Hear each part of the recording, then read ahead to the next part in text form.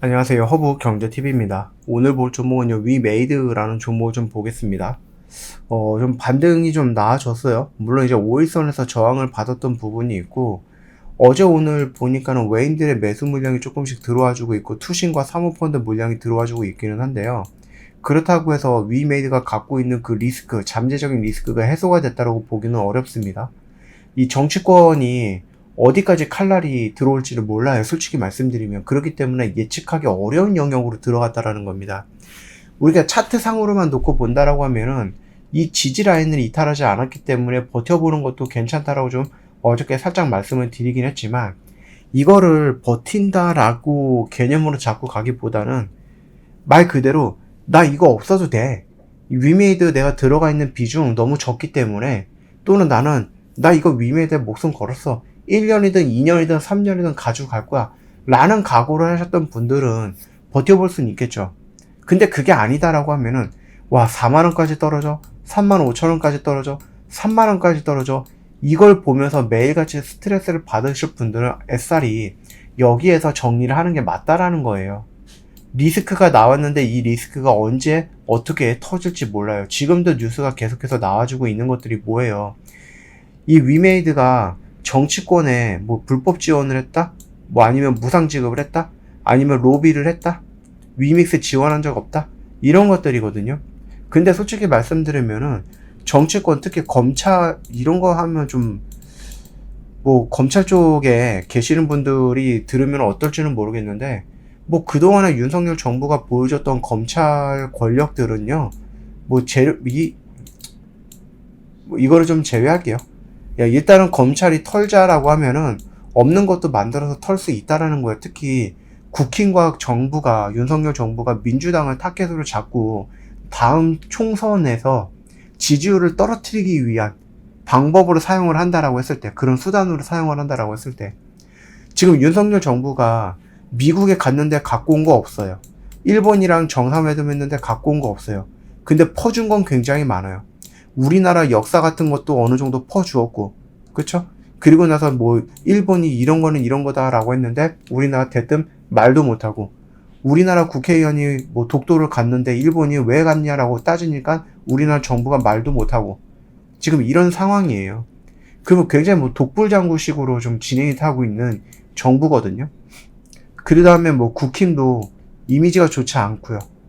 계속해서 이렇게 떨어지고 있는 그 이미지 실추라든지 아니면 지지율을 끌어올리기 위해서 다른 세력들이 더 엉망이 돼야 되는데, 뭐 민주당밖에 더 있겠습니까? 물론 이제 김남국이가 민주당을 이제 탈당을 한다라고 하는데, 글쎄요. 그럼에도 불구하고 그때 민주당에 있었을 때 했던 부분이기 때문에 국힘이라든지 아니면 검찰이 계속해서 끈질기게 끌고 갈 거라고 저는 봅니다. 그러면 이거 진짜 시한폭탄이에요. 언제 갑자기 터질지 모르는 악재다 라고 보시면 될 것 같습니다. 물론 이제 장영국 대표죠. 장영국 대표님이 뭐 예전에 막 위믹스 상패가 된다라고 했을 때도 막 눈물을 흘리면서 우리는 뭐 잘못한 거 없다 뭐 이렇게 얘기를 했죠. 예, 그러면서 자신의 월급을 계속해서 위믹스를 사두고 있는 것들도 계속해서 좀 보여줬고요. 그 정도로 지금 위메이드는 한번 분위기가 살짝 가라앉긴 했어요. 물론 이제 오래전 얘기죠. 몇 달 전 얘기죠. 그게 언제예요? 위믹스 상패 됐을 때 얘기잖아요. 이때 얘기이긴 하죠. 그러면서 얘가 만들어 나가는 그 노력은 가상하죠. 이렇게까지 노력을 했는데 여기서 그냥 순식간에 무너뜨린다? 라고 했을 때에는 그게 조금 납득이 안 가는 경우도 있습니다. 그럼에도 불구하고 우리가 안 보이는 리스크면 어쩔 수 없이 가지고 가거나 우리가 좀 긍정적인 것에 좀 부각을 하면서 거기에 집중을 할 수 있어요. 근데 보이는 리스크잖아요.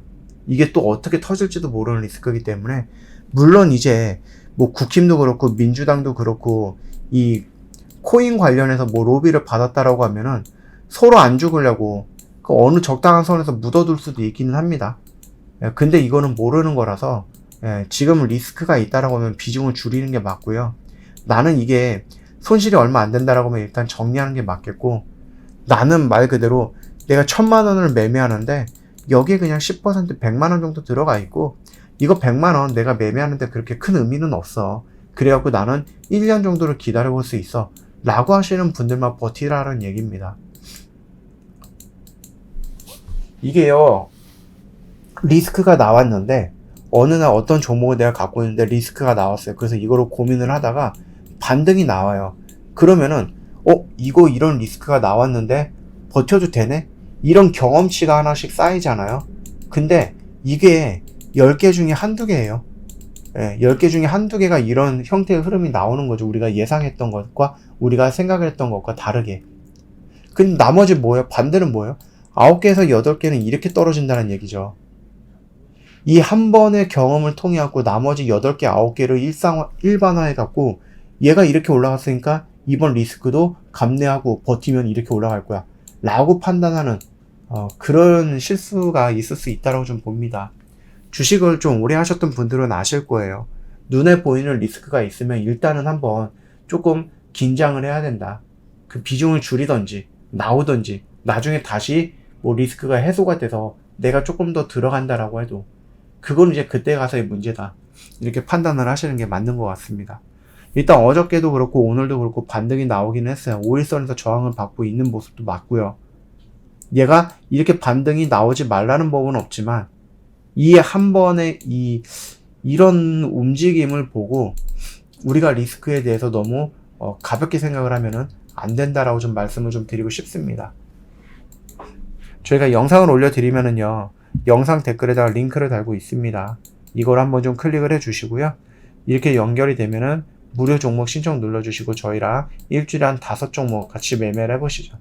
어려운 시장에서 혼자 버티지 마시고 저 허브경영TV랑 함께 한다라고 하면은 조금 더 좋은 결과물이 나오지 않을까 생각이 됩니다.